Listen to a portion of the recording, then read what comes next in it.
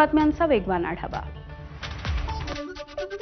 बॉलिवूडचे सुपरस्टार सलमान खान याला पाकिस्तान सरकारनं दहशतवादी घोषित केलाय। सौदी अरेबियामधील एका कार्यक्रमाच्या दरम्यान सलमान खानने बलुचिस्तानचा वेगळा देश म्हणून उल्लेख केल्यामुळे वाद सुरू झालाय। यामुळे पाकिस्तानच्या राजकीय व्यवस्थेमध्ये संताप व्यक्त झालाय। या विधानाच्या नंतर शहाबाज सरकारनं पाकिस्तानच्या दहशतवाद विरोधी कायद्याच्या अंतर्गत सलमान खानला दहशतवादी घोषित करणारी अधिकृत अधिसूचना जारी केली आहे। यासोबतच सलमान खानचं नाव 4थ्या अनुसूचीत समाविष्ट करण्यात आलेलं आहे। जैन बोर्डिंग हाऊसची जमीन व्यवहार प्रकरणाचे पडसाद आता पुण्याच्या बाहेर देखील उमटायला सुरुवात झाली आहे। पुण्यामधील जैन बोर्डिंगच्या जागेसाठी आता छत्रपती संभाजीनगरमध्ये मोर्चा निघणार आहे। संभाजीनगरमधील जैन समाजानं मोर्चा काढण्याचा इशारा दिलाय। बोर्डिंग हाऊसच्या जागेसाठी सकल जैन समाज रस्त्यावरती उतरेल। उद्या सकाळी 10 वाजता विभागीय आयुक्त कार्यालयावरती हा मोर्चा काढला जाईल। या मोर्चामध्ये संभाजीनगर शहरासोबत संपूर्ण जिल्ह्यामधील जैन बांधव हे सहभागी होणार आहेत। कबुतरांमुळे विविध प्रकारच्या आजाराला आमंत्रण मिळत असल्यामुळे कबुतरांना खाद्य टाकण्यावरती बंदी घालण्यात आली। मात्र न्यायालयाच्या निर्णयाकडे दुर्लक्ष करून पाठ फिरवून नेरूळमधल्या पाम बीच रोडवरती अजूनही काही अंतरावरती कबुतरांना खाद्य टाकलं जात आहे। कबुतरांच्या खाद्य टाकण्यावरती बंदी घालून संबंधित लोकांवरती आता कारवाई करायची मागणी होतीये। छठपूजेसाठी मुंबई महानगरपालिकेच्या मार्फत विविध उपाययोजना करण्यात आल्यात। मुंबई शहर आणि उपनगर हे मिळून 67 ठिकाणी छठपूजेसाठी महानगरपालिकेकडून सोयी सुविधा उपलब्ध करून देण्यात आल्या। 148 कृत्रिम विसर्जनाचे तलाव, 403 ठिकाणी चेंजिंग रूम्स आणि तात्पुरती प्रसाधनगृह इत्यादींचं नियोजन केलं जात आहे। दिवाळीच्या 4 दिवसांमध्ये पुण्यामध्ये तब्बल 750 टन अतिरिक्त कचरा तयार झालाय। फोडलेले फटाके, भेटवस्तूंचे कागद आणि इतर कचऱ्यामध्ये त्याचा समावेश आहे। नरक चतुर्दशी ते भाऊबीज या कालावधीमध्ये रोज सरासरी 150 टन अतिरिक्त कचरा हा पुण्यामध्ये निर्माण झालाय। औरंगाबाद रेल्वे स्थानकाचं नाव बदलून छत्रपती संभाजीनगर रेल्वे स्थानक असं करण्यात आलंय। प्राधिकृत अधिकाऱ्यांनी रेल्वे स्थानकाचं नामांतर करण्यासाठी मान्यता दिली आणि या स्थानकाचा नवीन स्थानक कोड CPSN असा असणार आहे।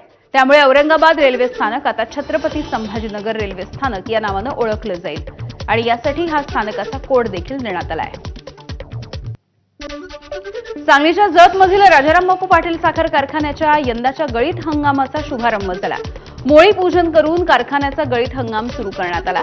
राजाराम बापू पाटील साखर कारखान्याचा यंदा धुराळा पेटू देणार नाही असा आमदार गोपीचंद पडळकर यांनी इशारा दिला होता आणि कारखान्याच्या मुख्य कमानीवरती राजे विजयसिंह डफळे साखर कारखाना असा फलक लावल्यामुळे हा कारखाना चर्चेत देखील आला होता। मात्र आता या कारखान्याचे धुराडे सुरू होऊन गळीत हंगाम तर सुरू झालाय। त्यामुळे पडळकर यांची कारखान्याच्या संदर्भात नेमकी काय भूमिका असेल हे बघावं लागेल। कार्तिकी एकादशीच्या सोहळ्यासाठी आजपासूनच विठ्ठलाचं 24 तास दर्शन सुरू झालं असून देवाचा पलंग काढण्यात आलाय। परंपरेप्रमाणे विठ्ठलाचा पलंग काढून सर्व राजोपचार बंद करण्यात आलेत।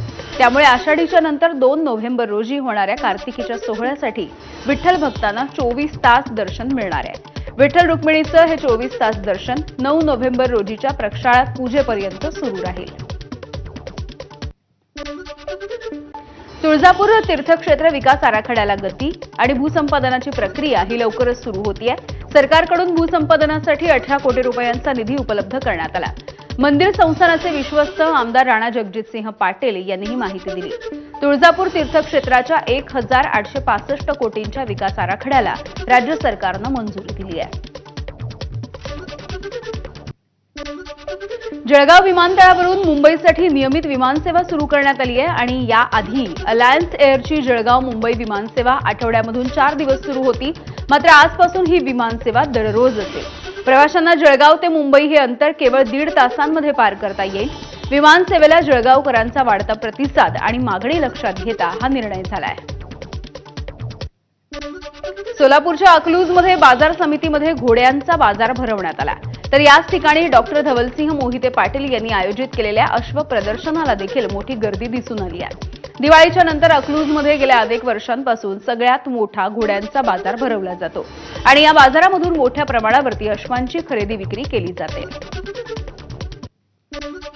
वर्ध्यामधल्या बोर व्याघ्र प्रकल्पामध्ये पर्यटनाला सुरुवात झाली। जंगल सफारीच्या दरम्यान पर्यटकांना बोरचे आकर्षण असणारी कॅटरीना वाघेण आपल्या 2 छाव्यांसह दिसून आली आहे। बोरमध्ये पर्यटकांना कॅटरीनाचं सफारीच्या दरम्यान दर्शन झालंय. पर्यटकांनी ही चित्र आपल्या कॅमेऱ्यामध्ये टिपली आहेत. सध्या बोरमधील जंगल सफारी पर्यटकांना खुणावतीये.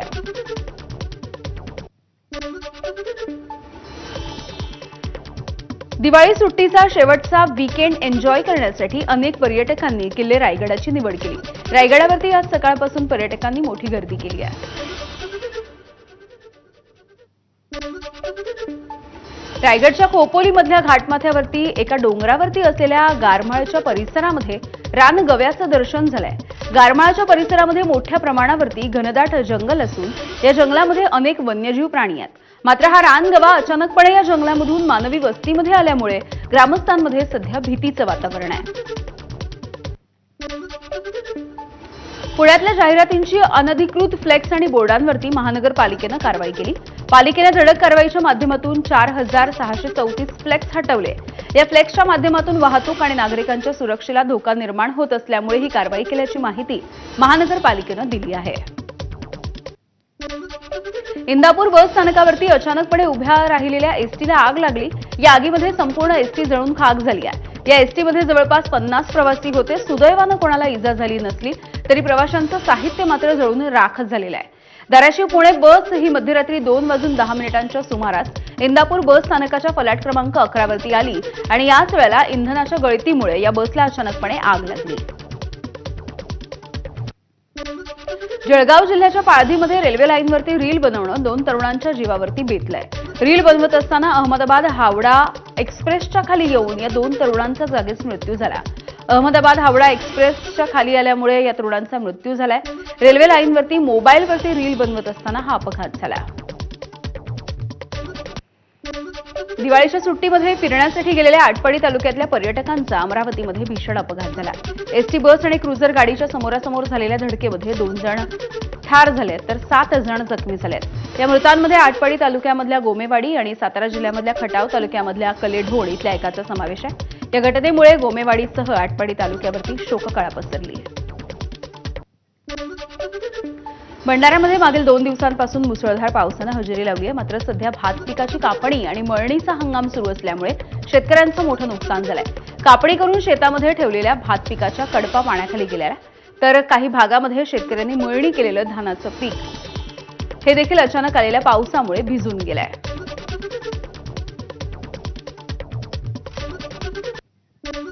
अमरावती जिल्ह्यामध्ये संत्र्याचं मोठ्या प्रमाणावरती उत्पादन घेतलं जातं. मात्र संत्रा पिकाची मोठ्या प्रमाणावरती सध्या गळती होतीये आणि इथला शेतकरी देखील हवालदिल झाला. गळतीमुळे उत्पादनासाठी लावलेला जो खर्च आहे तो निघणं देखील अवघड झाल्याची प्रतिक्रिया इथल्या शेतकऱ्यांनी दिली. तसंच नागपूरमध्ये संशोधन केंद्र असून देखील संशोधकांवरती उपाय शोधण्यात यश आलेलं नसल्याचं देखील शेतकऱ्यांनी सांगितलंय.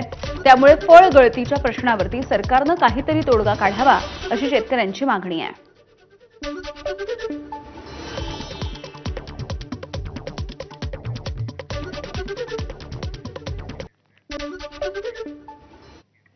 आणि यानंतर आपण थेट जाऊयात जैन मुनींची पत्रकार परिषद सुरू आहे.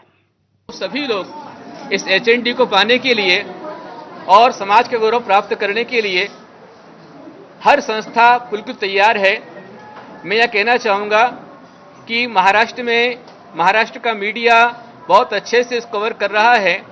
फिर भी बहुत शर्म की बात है, दुख की बात है कि यदि हमारे राष्ट्रीय चैनलों में कोई बिल्ली डांस कर ले उसका वीडियो आ जाता है, एक कलश चोरी हो जाए उसका वीडियो आ जाता है, पर यहाँ विश्व प्रभु भगवान महावीर स्वामी का मंदिर बेच दिया गया है, उसे गिरवी रखा गया है. ये राष्ट्रीय खबरों में अभी तक नहीं आया है. अभी आज तक चुप है, टुडे चुप है, आज की अदालत में कोई बात नहीं गई है, ब्लैक एंड व्हाइट में कहीं कोई बात नहीं है. राष्ट्रीय चैनल क्यों चुप हैं? ऐसी क्या मजबूरी है ये हमारे समझ में नहीं आ रहा है. महाराष्ट्र का चैनल बहुत अच्छे से मीडिया अच्छे से काम कर रहे हैं और मुझे सुनने में आया है कि यहाँ जो नेता हैं दंगेकर जी वो बहुत उत्साहित थे मंदिर को पाने के लिए. उन्होंने कहा है कि मैं 27 तारीख कल से यहाँ पर आंदोलन करूँगा.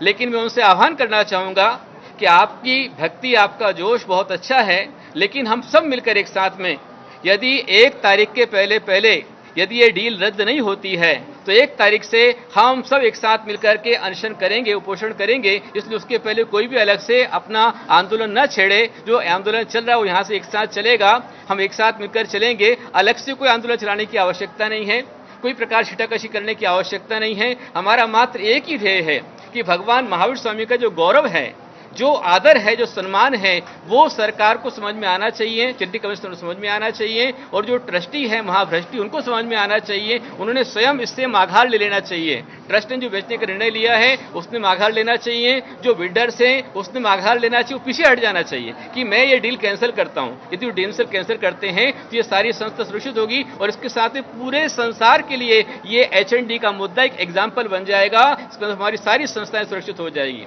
हमारे साथ में आज पूरा संघ है, हमारे भट्टारक स्वामी जी यहाँ पर स्पेशली आए हुए हैं, हमारे राजू शेट्टी जी बहुत बड़े नेता हैं, और पूरे देश के नेता इसमें साथ में लगे हुए हैं। यहाँ के बच्चे बहुत अच्छा काम कर रहे हैं, पूरी कमेटी बहुत अच्छा काम कर रही है, और पांडे जी के नेतृत्व में सब लोग एक साथ मिलकर के चल रहे हैं। और सकल समाज, मैं एक बार फिर कहना चाहूंगा कि इस मुद्दे में पुणे का सकल समाज, मात्र दिगंबर नहीं, मात्र श्वेतांबर नहीं, हिंदू नहीं, मुसलमान नहीं, बौद्ध नहीं, कोई पार्टी नहीं, सब ने एक साथ मिलकर इसको पूरा समर्थन दिया है। पुन्हा एकदा बातम्यांचा वेगवान आढावा। गोंदियामध्ये सगळीकडे मुसळधार पाऊस बरसल्यामुळे धान उत्पादक शेतकऱ्यांचं प्रचंड नुकसान झालंय। सध्या खरीपाच्या हंगामामधील धान पिकाची कापणी आणि मळणी सुरू असून शेतकऱ्यांनी जे धान पीक कापून ठेवलं होतं त्याच्यावरती पाणी पडल्यामुळे त्याचं नुकसान झालं असून उभ्या असलेल्या धान पिकाच्या शेतामध्ये देखील गुडघाभर पाणी साचलंय। या नुकसानीचे पंचनामे करून भरपाई देण्याची शेतकऱ्यांची मागणी आहे। काल अचानक झालेल्या पावसामुळे आमच्या शेतातील जो धान कापलेला होता आणि तो या पावसामुळे सर्व धान जो आहे हा खराब झालेला आहे। हा धान पाकळ होण्याची शक्यता आहे आणि अचानक हा शेतकऱ्याच्या तोंडातला घास जणू काही निसर्गाने हिरवून घेतलेला आहे। तर मी प्रशासनाला अशी विनंती करेन की त्यांनी आमच्या शेतातील येऊन धानाचा पंचनामा करून शेतकऱ्यांना योग्य ते भरपाई मिळवून देण्याची आमची मागणी आहे। नाशिक जिल्ह्यामधील मनमाड, चांदवड, नांदगाव, मालेगाव या तालुक्यांना पावसानं चांगलं झोडपलं, त्यामुळे शेतामधील जी उभी पिकं होती ती आता आडवी झालेली आहेत, जमीनदोस्त झाली आहेत। कांदा, मका, कापूस यासह सगळ्याच पिकांचं अतोनात नुकसान झालंय। नांदगाव तालुक्यामधील दहेगाव इथले शेतकरी अनिल तुसे यांचं 5 एकर कापसाचं पीक हे कालच्या पावसामुळे पूर्णपणे जमीनदोस्त झालंय।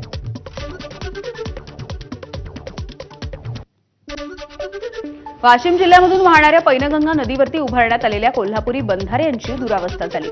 बॅरिगेड्स तुटल्यामुळे आणि काही बॅरिगेड्स वाहून गेल्यामुळे पाणी अडवण्यात आता अडथळे येत आहेत, त्यामुळे शेतकऱ्यांच्या समोर सिंचनाचा प्रश्न आहे। नंदुरबारच्या तळोदा तालुक्यामधील चांदसैली घाटामध्ये दरड कोसळली। चांदसैली घाटामधील टेमरी पॉइंटवरती ही दरड कोसळली आहे। दडगाव आणि तळोदा तालुक्याला जोडणारा हा महत्त्वाचा घाट आहे, मात्र दरड कोसळल्यामुळे हा रस्ता पूर्णपणे बंद झालाय। नंदुरबार जिल्ह्यामध्ये रात्रीपासून होत असलेल्या पावसामुळे ही दरड कोसळली। या घाटामधून अनेक लोकप्रतिनिधी ये जा करतात, मात्र या घाटाच्या दुरावस्थेकडे कोणीही लक्ष देत नाहीये। 8च दिवसांपूर्वी या घाटामध्ये अपघात होऊन 8 लोकांचा जीव गेला होता, तर 27 लोक जखमी झालेले होते, मात्र यानंतर देखील घाटामध्ये दुरुस्ती करण्यात आलेली नाही। मुंबईच्या कांदिवली पश्चिम परिसरामधल्या अग्रवाल रेसिडेन्सी इमारतीमध्ये लागलेल्या आगीमध्ये 8 जण जखमी झाले। शंकर लेनमध्ये असलेल्या अग्रवाल रेसिडेन्सी इमारतीच्या दुसऱ्या मजल्यावरच्या एका घरामध्ये सकाळी 8 वाजता आग लागली। या आगीमध्ये इमारतीच्या फ्लॅट क्रमांक 205 मध्ये असलेले 8 जण जखमी झाले। या जखमींवरती जवळच्या रुग्णालयामध्ये उपचार सुरू आहेत। या घटनेची माहिती मिळताच अग्निशमन दलाचे 5 ते 6 गाड्या या घटनास्थळी दाखल झाल्या। एका तासामध्ये आगीवरती त्यांनी नियंत्रण मिळवलंय। या आगीमध्ये घर जळून खाक झालंय। वायरमध्ये शॉर्ट सर्किट झाल्यामुळे आग लागल्याचा प्राथमिक अंदाज आहे। भिवंडी शहरामधल्या गायत्री नगर, रामनगर या परिसरामध्ये असलेल्या डम्पिंग ग्राउंड इथे उतारावरती डंपरचा ब्रेक फेल झाला।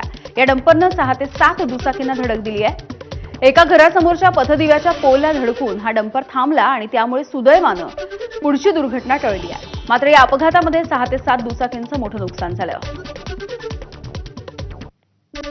नाशिक जिल्ह्यामधल्या विविध भागांमध्ये पावसानं काल हलक्या स्वरूपामध्ये हजेरी लावली आणि आता पुढील 2 दिवस देखील पावसाचा अंदाज कायम राहण्याचा इशारा हवामान खात्याने दिलाय. नाशिकमध्ये येलो अलर्ट देण्यात आला असून घाटमाथ्यावरती विजांसह जोरदार पावसाची शक्यता आहे. नाशिक जिल्ह्यामधल्या विविध भागांमध्ये रात्री पावसानं चांगलीच हजेरी लावली. आता पुन्हा एकदा येलो अलर्ट देण्यात आलाय. विशेष म्हणजे सध्या कधी कडक ऊन तर कधी ढगाळ वातावरण अशी स्थिती आहे. नाशिकच्या बागलाण, मालेगाव, चांदवड, नाशिक, दिंडोरी, इगतपुरी या तालुक्यामध्ये पावसानं हजेरी लावली आहे. शेतकऱ्यांच्या पिकाचं नुकसान होण्याची भीती आहे. गोंदियामध्ये रब्बी हंगामामध्ये जिल्हा मार्केटिंग फेडरेशनच्या शासकीय धान खरेदी केंद्रावरती धानाची विक्री करणाऱ्या 13,567 शेतकऱ्यांचे 124 कोटी रुपयांचे चुकारे गेल्या 4 महिन्यांपासून थकले आहेत. 6,000 शेतकऱ्यांचे बोनसचे पैसे बीम पोर्टलच्या तांत्रिक अडचणींमुळे अद्यापही मिळाले नाही आहेत. परिणामी शेतकऱ्यांची आर्थिक कोंडी होती आहे. शासकीय धान खरेदी केंद्रावरती हमी भावानं धान खरेदी केला जात असल्यामुळे काही चुकारे मिळण्याची खात्री असल्यामुळे शेतकरी या केंद्रावरती धानाची विक्री करतात. रब्बी हंगामामध्ये जिल्ह्यामधील 60,000 शेतकऱ्यांनी जिल्हा मार्केटिंग फेडरेशनच्या शासकीय धान खरेदी केंद्रावरती 28 लाख क्विंटल धानाची विक्री केली आहे. सततच्या बदलत्या वातावरणाचा परिणाम कोकणामधल्या भात शेतीवरती होतोय. सध्या अरबी समुद्र आणि बंगालच्या उपसागरामध्ये कमी दाबाचं क्षेत्र तयार झालंय आणि त्यामुळे पाऊस कोसळतोय. यामुळे भात शेती उत्पादक चांगलेच अडचणीत आले आहेत. कापलेली भात शेती पाण्यामध्ये भिजून आता कोंब फुटली आहेत, तर काही ठिकाणी भात शेतीमध्ये पाणी साचलंय. त्यामुळे शेतीचं नुकसान झालंय. पालकमंत्री नितेश राणे यांनी पंचनाम्याचे आदेश दिले असल्याचं सांगितलंय. मात्र परतीच्या पावसामुळे आता उत्पादक अडचणीत आलाय. गेल्या 8 दिवसांमध्ये ऐन विमान प्रवासाच्या दरम्यान मोबाईलच्या पॉवर बँकचा स्फोट झाल्याच्या 2 घटना घडल्या आणि यानंतर आता नागरी विमान वाहतूक महासंचालनालयाने विमानामधून पॉवर बँक नेता येईल का याचा विचार करीत या संदर्भामध्ये नवीन नियमावली आणण्याचेही संकेत दिले. विमानामधून पॉवर बँक नेण्यावरती लवकरच बंदी येणार आहे. मोबाईल पॉवर बँकचा विमानामध्ये स्फोट झाल्यामुळे हा निर्णय घेण्यात आला आहे.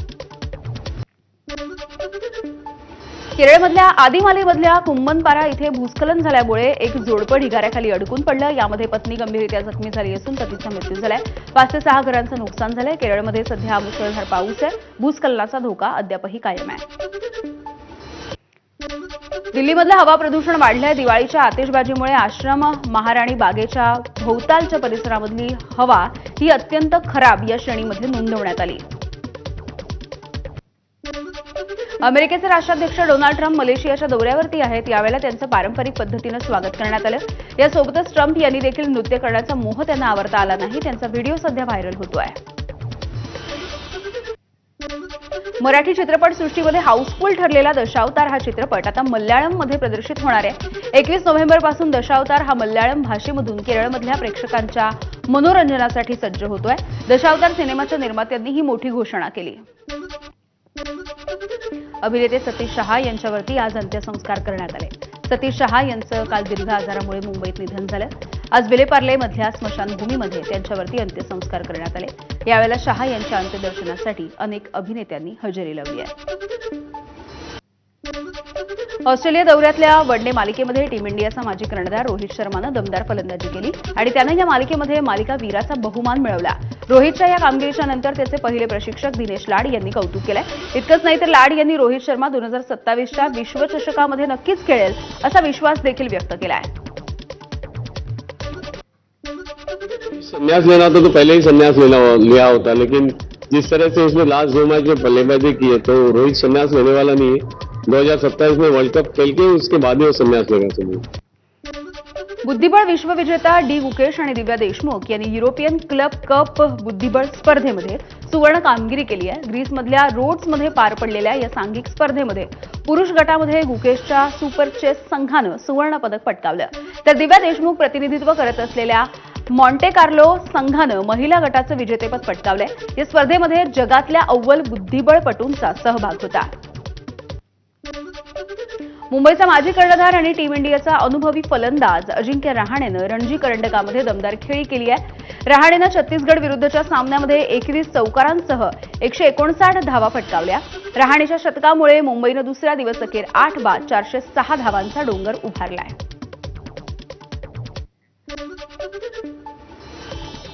आणि यानंतर काही बातम्या सविस्तर.